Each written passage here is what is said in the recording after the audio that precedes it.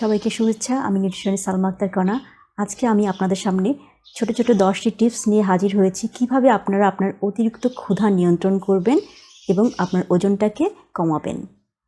Number 1, আপনি আপনার ডায়েটে অবশ্যই প্রোটিন জাতীয় খাবার ইনক্লুড করবেন, কারণ প্রোটিন আপনার ক্ষুধাটাকে অনেকটা নিয়ন্ত্রণ করে এবং আপনার পেটটাকে ভরিয়ে রাখে, এতে করে ক্ষুধার উদ্বেগটা কম হয়। প্রোটিন জাতীয় খাবারের মধ্যে আপনি দুধ, ডিম, মাছ, মাংস, বাদাম, ডাল এগুলো যুক্ত করতে পারেন। নাম্বার 2, আঁশ জাতীয় খাদ্য আপনার খাবারে যুক্ত করতে হবে।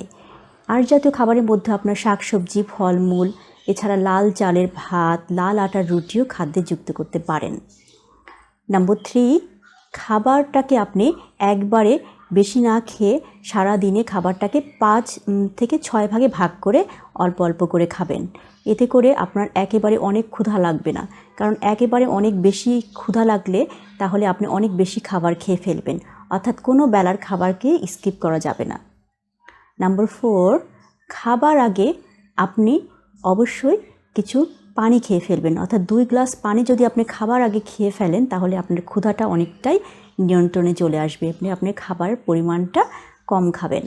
গবেষণায় দেখা গেছে যে যারা খাবার আগে 2 গ্লাস পানি খায় তারা সারাদিনে অনেক পরিমাণ ক্যালোরিটা কম গ্রহণ করেছে। নাম্বার 5, আপনাকে খাবারটা অনেকক্ষণ ধরে আস্তে আস্তে চিবিয়ে খেতে হবে, এতে করে আপনি খাবারটা পরিমাণে কম খাবেন এবং ক্ষুধাটা কম লাগবে। নাম্বার 6, আপনি প্রতিদিন 2-3 কাপ চা কফি খেতে পারেন। চা কফির মধ্যে উপস্থিত ক্যাফেন আপনার ক্ষুধাটাকে কমিয়ে ফেলে। নাম্বার 7, আপনি খাবারে আদা যুক্ত করতে পারেন, অর্থাৎ চায়ের সাথে আপনি যদি আদা যুক্ত করে নেন তাহলে কিন্তু আপনার ক্ষুধাটা অনেকটাই কমে যাবে এবং আপনার ওজনটাকে নিয়ন্ত্রণ করতে পারবেন। নাম্বার 8, আপনি আপেল সিডার ভিনেগারে খাবার আগে আপনি আপেল সিডার ভিনেগার পানিতে মিশিয়ে খেতে পারেন 1 থেকে 2 টেবিল চা চামচ প্রতিদিন, তবে অবশ্যই বেশি না, এবং অনেক কিছু শারীরিক প্রবলেমের কারণে কিন্তু আপেল সিডার ভিনেগারটা খাওয়া যায় না। এক্ষেত্রে আপনি আপনার অবশ্যই বিশেষজ্ঞের পরামর্শ নেবেন, নিয়ে তবেই খাবেন। এছাড়া আপেল সিডার ভিনেগার সম্পর্কে আমার একটি ভিডিও আছে, আপনি ওটি দেখে নিতে পারেন। নাম্বার 9, আপনাকে স্ট্রেসটা কমাতে হবে, কারণ স্ট্রেসে থাকলে অনেক ক্ষুধার উদ্রেক হয়।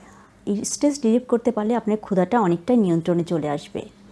নাম্বার 10, পর্যাপ্ত পরিমাণে ঘুমাতে হবে।